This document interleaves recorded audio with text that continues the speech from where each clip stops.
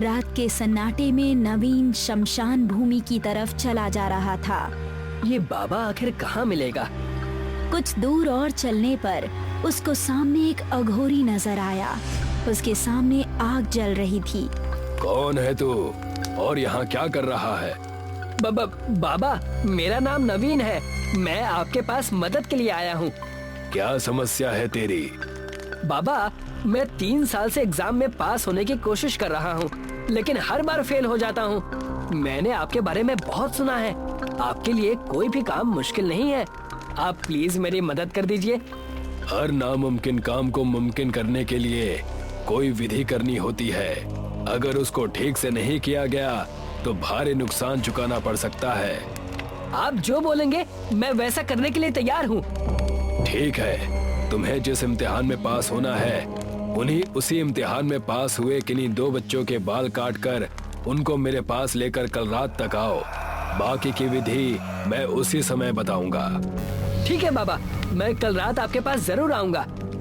ऐसा कहकर नवीन वहाँ से निकल गया। अगली शाम वो विवेक और प्रिया से मिला, जिन्होंने पिछले साल उसी के साथ एग्जाम दिए थे और पास करके आगे बढ़ गए थे। यार नवीन, ऐसी कौन सी इम्पोर्टेंट बात थी जो तूने हमें इतना अर्जेंटली बुलाया? मेरे पास तुम दोनों के लिए एक मस्त गुड न्यूज है। इस बार एग्जाम्स के बाद हम लोग एक बेहतरीन वेकेशन पर जाने वाले हैं और उसका पूरा खर्चा मैं करूंगा। क्या कह रहा है यार? पूरा खर्चा तू करेगा? वैसे तू हम पर इतना मेहरबान कैसे हो रहा है? हाँ? अरे परसों मेरा एग्जाम है, बस तुम दोनों प्रिपरेशन में मेरी हेल्प कर देना। फिर तो ठीक है, तू बेफिक्र हो जा, तेरी पूरी तैयारी हम करवा देंगे। कैंटीन से लौटते टाइम जब वो तीनों कार में थे तो नवीन ने मौका देखकर दोनों के बाल काट लिए और फिर उनको घर छोड़ने के बाद उस अघोरी के पास पहुंचा। अरे वाह, लगा नहीं था कि तू ये काम कर पाएगा। बाबा, अब मैं पास तो हो जाऊंगा ना? देखते हैं, अगर तूने विधि पूरी की तो जरूर। अघोरी ने नवीन से उन दोनों के बाल ले लिए और उनको एक गुड़िया की गर्दन पर लपेट कर बोला, अपने हाथों से गड्ढा खोदकर इस गुड़िया को जमीन में गाड़ दे। नवीन ने जब वो गुड़िया जमीन में गाड़ दी तो अघोरी ने उसको एक काला धागा दे दिया। ये अभिमंत्रित धागा अपनी कलाई में बांध ले। जब तू इम्तिहान देने बैठेगा तो एक दानव आकर तेरी मदद करेगा। ठीक है बाबा, शुक्रिया।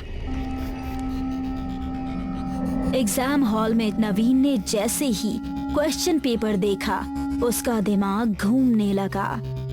बाप रे, ये साइकोलॉजी तो कभी पल्ले ही नहीं पड़ने वाली। फिर भी पापा मेरे पीछे हाथ धोकर लगे हैं कि इसे पास करके ही दिखाऊं।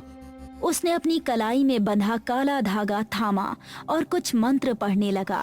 उसको महसूस हुआ कि किसी ने पीछे से उसके दोनों कंधों पर हाथ रखे हैं। उसके ठीक पीछे एक बहुत ही भयानक दानव आ चुका था। नवीन उसको देखकर चीखने ही वाला था कि उसने नवीन के होठों पर उंगली रख दी। वो नवीन के अलावा और किसी को नजर नहीं आ रहा था। उसने नवीन के कान में बुदबुदाना शुरू किया और तभी नवीन ने भी लिखना शुरू कर दिया। पूरे क्वेश्चन पेपर में ऐसा कोई भी सवाल नहीं बचा जिसका आंसर नवीन ने न दिया हो। सर, मेरा पेपर हो गया। क्या बात है, हर साल फेल होने वाले स्टूडेंट ने आज आधे घंटे पहले ही पेपर सॉल्व कर दिया। Well done. Thank you sir. Naveen आज बहुत खुश था। जब रात को वो सोने के लिए बेड पर गया तो वही दानव उसके सामने आकर खड़ा हो गया। तुम?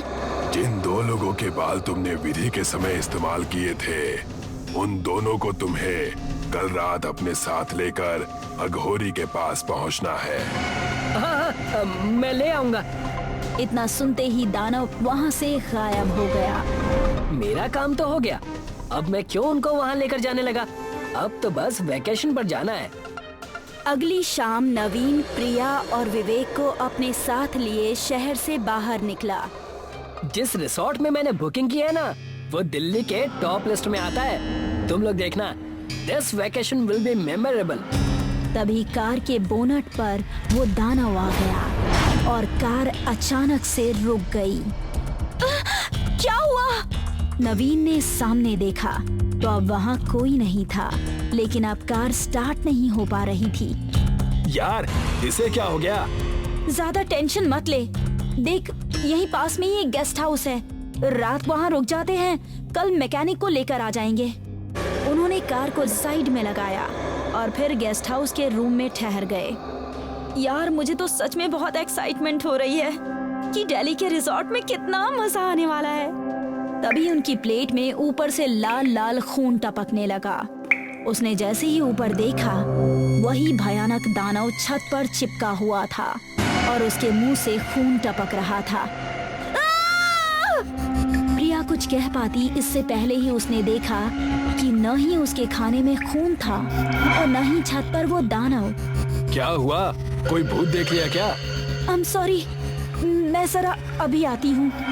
प्रिया असमंजस में सोचती हुई बाथरूम में गई। माउथ वॉश करने के बाद जैसे ही उसने आईने में देखा, उसके पीछे वही भयानक दानव खड़ा हुआ था।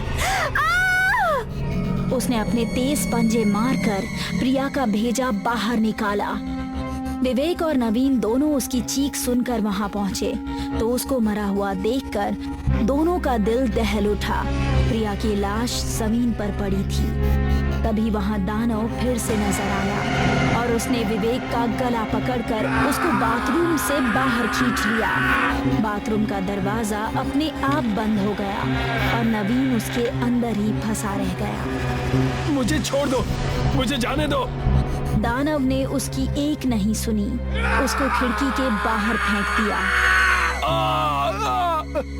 अब दरवाजा खुल गया और नवीन दानव के सामने हॉल में पहुंच गया। तुमने मेरे दोनों दोस्तों को मार डाला, अब विधि पूरी हो चुकी है। विधि तब पूरी होती, हम शमशान भूमि पर कालदेव को समर्पित करते। उसके बाद अघोरी और मुझे कालदेव की तरफ से अपार शक्तियां प्राप्त होती, लेकिन तुम उनको सही समय पर नहीं ला सके, इसलिए हमें उसका कोई फायदा नहीं हुआ। ये सुनकर नवीन बहुत ज्यादा डर गया और उसका गला पकड़कर उसके दिमाग पर पेन से हमला करने लगा। वो लगातार किसी चाकू की तरह पेन से नवीन के सिर पर हमला करता रहा। पूरा सर खून खून हो चुका था। कुछ देर बाद जब गेस्ट हाउस का एक मेंबर कमरे में पहुंचा, नवीन के दिमाग से खून बह रहा था। उसके हाथ में वही फाउंटेन पेन था और खून से दीवार पर बार बार यही लिख रहा था, This vacation will be memorable. सबको यही लगा कि नवीन ने ही अपने दोनों दोस्तों को मारा है, लेकिन उसके दिमाग पर हुए हमले से अब वो कुछ भी कहने या करने के लायक नहीं रहा। वो आज भी अपने कमरे में बंद पड़ा रहता है और यही एक लाइन बड़बड़ाता रहता है, This vacation will be memorable. This vacation will be memorable.